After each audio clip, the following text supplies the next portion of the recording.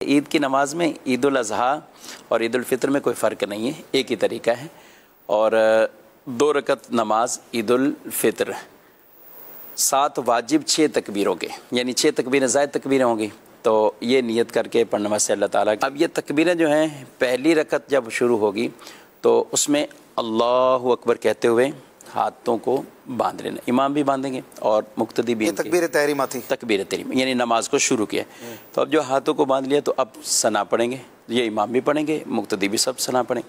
اب 3 تکبیریں جو زائد تکبیریں ہیں ان تکبیروں کو کہنا ہے۔ اب جب ان کا 3 تکبیریں ہیں تو ان 3 تکبیروں میں 2 تکبیروں میں ہاتھ چھوڑیں گے اور تیسری میں باندھیں گے، یعنی اللہ اکبر یہ ہاتھ ہم نے چھوڑ دیے، اللہ اکبر دوسری تکبیر ہاتھ چھوڑ دیے، اب تیسری تکبیر ہے تو اللہ اکبر کہتے ہوئے پھر اپنے ہاتھوں کو باندھ لینا ہے۔ اب امام سب قرات کریں گے اور پوری وہ تلاوت ہوگی، سورہ فاتحہ سورت پڑھی جائے گی اور پھر رکوع اور پہلی رکعت مکمل ہوگی۔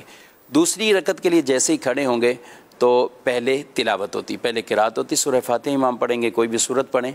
اب جب سورہ فاتحہ بھی پڑھ لی، بالفرض سورہ اخلاص تھی تو وہ سورہ اخلاص بھی پڑھ لی، تو اب 3 تکبیریں کہنی، جو 3 تکبیریں زائد ہیں ان کو اللہ اکبر کہتے ہوئے ہاتھ چھوڑنا ہے۔ پہلی تکبیر، دوسری تکبیر اللہ اکبر پھر ہاتھ چھوڑ دینے، تیسری تکبیر اللہ اکبر ہاتھوں کو چھوڑ دیا۔ ان دوسری رکعت کی 3 تکبیروں میں ہاتھ چھوڑنے، اب رکوع کی تکبیر کہتے ہوئے رکوع میں چلے جانا ہے۔ ٹھیک، مختصر 3 اضافی تکبیروں کے بعد 4تھی تکبیر کہتے ہوئے رکوع میں چلے جانا۔ اس کے علاوہ کچھ بھی اضافہ نہیں، کچھ بھی اضافہ نہیں، بس نارمل اس میں یہ ہے کہ پہلی رکعت اس میں تکبیریں قرات تلاوت سے پہلے ہے اور دوسری میں تلاوت کے فوراً بعد۔ بعض اوقات یہ نا مقتدی جو پیچھے سے آ رہے ہوتے ہیں نا، مقتدی پیچھے سے آ رہے ہوتے ہیں، اگر امام نے تلاوت بھی شروع کر لی ہے تو یہ شخص اپنی تکبیریں کہہ لے۔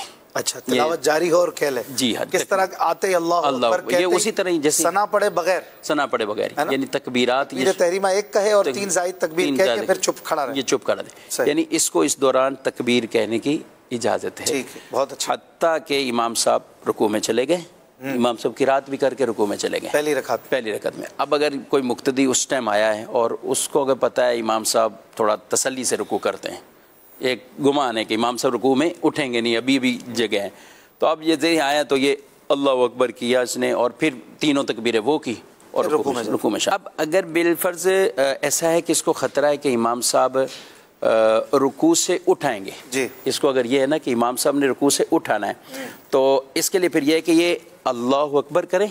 اور یہ ویسے بھی مسئلہ سمجھنا چاہیے ناظرین کرام، جب امام صاحب رکوع میں ہوں تو پھر ہمیں ہاتھ باندھنے کی ضرورت نہیں ہوتی، ہم جماعت میں جب شامل ہوتے ہیں اللہ اکبر اور اللہ اکبر، اب ہم ساتھ رکوع میں شامل ہو جائیں اس وقت۔ اب امام اگر پہلے سے رکوع میں تو یہ اللہ اکبر کریں اور پھر ساتھ ہی رکوع کی تکبیر کہتے ہوئے رکوع میں چلے جائیں اور رکوع میں تکبیریں کہیں، 3 تکبیر رکوع میں کہیں، پھر رکوع میں ہاتھ نہیں اٹھائیں گے، رکوع میں ہاتھ نہیں اٹھائیں گے۔ اب یہ ہے کہ اگر اس کی یہ تکبیریں اس نے جو رکوع میں کہیں اور بالفرض رکوع میں بھی تکبیریں نہیں کہہ سکا تو پھر ساکت ہو جائیں، رکوع کے بعد یہ معاف ہے، میں معاف ہے۔ اور کوئی دوسری رکعت میں شامل ہوا، دوسری رکعت میں شامل ہوا تو اس میں تکبیریں اس کی رہیں گی نہیں، وہ دوسری والی تکبیریں کہے گا، پہلی والی اس کی جو اپنی رکعت فوت ہوئی ہے وہ اس میں کرے۔